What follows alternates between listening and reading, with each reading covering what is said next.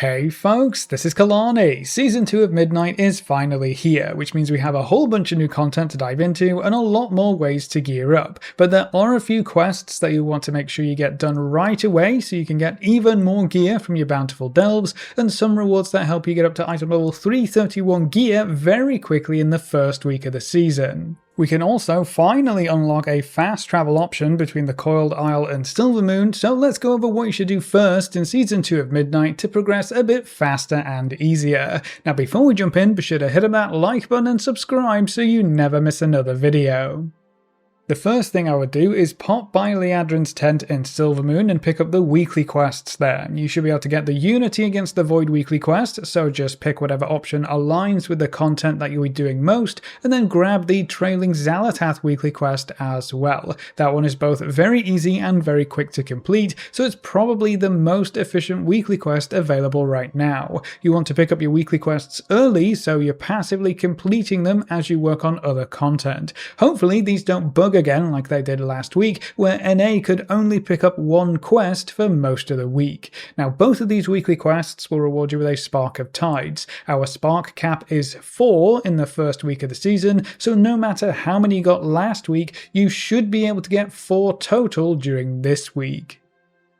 If you weren't able to get 2 sparks last week for whatever reason, you'll need to pick up some extra weekly quests to get those missing sparks. The 2 Silvermoon weekly quests provide 2 of your sparks, so if you need more than that, you'll need to look into the Curse Surge weekly quest on the Coiled Isle. That should provide you with another spark as long as you haven't reached your cap of 4. And then if you still need more at that point, you'll need to look towards the PvP weekly quests instead. These can be picked up from Zarella in Silvermoon. Between all of these various weekly quests, you should be able to get 4 sparks total, even if you start this week with 0. Getting your 4th spark will let you craft 2 pieces of gear right away, or a 2-handed weapon if your class can use one. Making a 2-handed weapon is usually preferable for casters as it saves you a lot of crests when you upgrade them. With myth crests being available from Mythic Plus dungeons and a handful of other sources, you can craft item level 331 gear with your sparks this week, which will provide you with a huge power spike.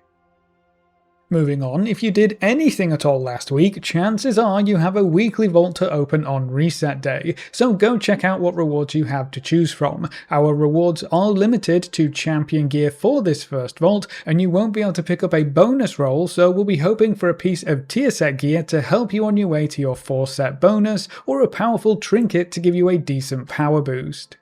If you want to maximize your weekly vault rewards, I would wait until you've completed other weekly content like getting your free hero track piece of gear from Delves, spending all your coffer keys on champion gear, and clearing the raid if that's on your to-do list. Choosing a vault reward towards the end of the week ensures you don't overlap your rewards as much as possible, but if you'd rather get that gear upgrade early, that's totally up to you. It's also worth mentioning that because the gear rewards are limited to champion in this first week, it's not a terrible idea to pick up the Tokens of Merit Constellation currency at the bottom and then buy a socket item from the vendor after you get a hero or myth track piece of gear you can use it on. That is a bit boring in my opinion, but it could be efficient in the long run, so again it's ultimately up to you. From next week onwards, you can pick up bonus rolls in your weekly vault, which are almost always better versus choosing a piece of gear if you are doing high-end mythic dungeons or clearing the raid on heroic or mythic, simply due to the way the bonus roll loot table removes duplicate items. To get a bonus roll, you will need to have at least 3 options unlocked in your vault, so just make sure you always have 3 weekly vault rewards every single week if you want to stockpile bonus rolls moving forward. After that, you want to swing by Astalor's Sanctum and pick up the new Prey quest, A Slithering Threat. To complete the quest, you just have to hunt one of the new Prey targets on Nightmare difficulty. You should pick up the Prey weekly quest and Nightmarish task at the same time for some easy hero crests, and it should reward you with a Scalebound Herald's Flute to summon the Season 2 Delve Nemesis. You'll want to do this even if you don't really enjoy the Prey system or you don't need the gear rewards because you plan on spamming some Mythic Plus dungeons later. Working through this questline will unlock a portal from Astalor's Sanctum over to the Coiled Isle, as well as a portal back. This is the only fast travel option available to quickly go from Silvermoon to the Coiled Isle, so whether you're wanting to quickly get over to the Altar of Fangs dungeon, get over to the Venomous Abyss raid, or just go back and forth to make completing quests much faster, this portal is a huge unlock that will save you so much time in the long run. It's worth noting that you don't actually have to complete the Prey questline if you don't want to. As soon as the portal is open, you can just move on to other things if you would prefer, though completing the questline does introduce you to some curious new Prey features, like enabling the Curse of the Isle to earn new rewards in the Coiled Isle zone. You'll also be able to collect ossified relics, which you can turn into haunted braziers to summon a special Prey boss that drops corrosive souls, corrosive coins, champion crests, and hero crests, and this does seem to be repeatable as long as you have enough relics to hand in, so this could be a good way to farm crests if you aren't doing group content. As soon as one character has opened the portal, it should be available to all of your alts as well, so getting it done once can save you a bunch of time, and you can happily swap your Hearthstone back to Silvermoon or anywhere else you fancy. I would recommend you complete the Prey weekly quest before moving on by doing 3 Nightmare Prey hunts total. That will give you the 2 pieces of champion gear from the Nightmare Prey hunts and the Nemesis summon item from handing in the weekly quest, which lets you grab a Trove Hunter's Bounty map much faster when compared to the Vaults of Italotech weekly quest. Completing Nightmare Prey hunts will also reward you with a good chunk of coffer key shards, which you'll need if you want to use restored coffer keys in Bountiful Delves for some easy champion gear. With that out of the way, I would pop by Valera in Silvermoon to work through the Season 2 Delve introduction quests. As part of the first couple of quests, you get a free Delve-related transmog unlock, which is always nice, but you'll also be given 2 restored coffer keys for free, which lets you open 2 additional coffer chests this week, giving you an extra 2 pieces of champion gear. That questline also unlocks 3 new poisons for Valera, which seem to be quite situational, but could end up being very useful in your Tier 11 Bountiful Delve adventures. From here, you can go grab your Trove Hunter bounty map and your weekly piece of hero track gear. The Prey weekly quest from earlier should have given you an item to summon the Delve Nemesis. You can use that item after reaching the checkpoint in any Delve and on any difficulty, so you can do this on Tier 1 to make it super easy if you really wanted to, but just to be efficient with your time, I would do it on a Tier 8 or above Bountiful Delve, so you can use the map right away and also get the other rewards from your run.